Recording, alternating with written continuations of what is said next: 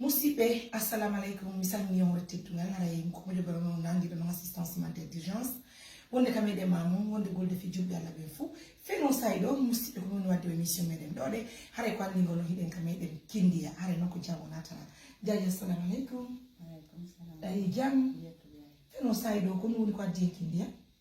Adi kindiya ko fi asgol foras. Wow, hontono? Kuredi. Kuredi. Très bien. Kono fe iri? Alhamdulillah. Wow, Dieu merci. Ça fait plaisir. Hein? Donc, je vous montre hein, notre nouvelle stagiaire dans l'ONG Assistance Humanitaire d'Urgence. Ça fait plaisir de vous la présenter officiellement, notre Diadia mondial. Alors, Diadia, de vous faire une autre film. Wow, Nyasagala, très bien. Comment on est comme un caneton? Comme un caneton, coffee, tapis, guiding. Surtout tapis. Très bien. Mesdames, messieurs, vous avez dit, il y a des stagiaires qui me présentent le mission. Il y a des gens qui ont fait le tour de tapis. Inch'Allah. Et nous, si tapis, je vous promets que c'est elle-même qui va passer, Inch'Allah, avec l'autre équipe pour passer à Mali. Et tapis guiding. Mais et te gagne, tu ne pas bien aimer les gens. Vraiment, il y a tout le monde. C'est ça qu'on a eu.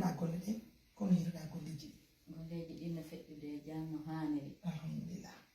C'est au mal en Kindiale. Nous faisons des jams. Et tu as bien. Donc tu as beaucoup aimé. Oui. Très bien. Allez, prends-moi dans mes bras. Dieu merci, hein, mesdames, messieurs.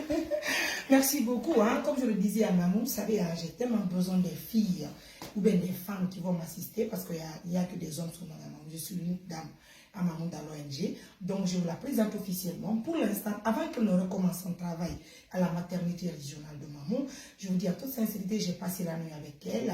Toute la nuit, lorsqu'on échangeait, nous avons passé une parfaite nuit. Je me dis que c'est normal. Alors, Yaya, on s'apprête pour Mali.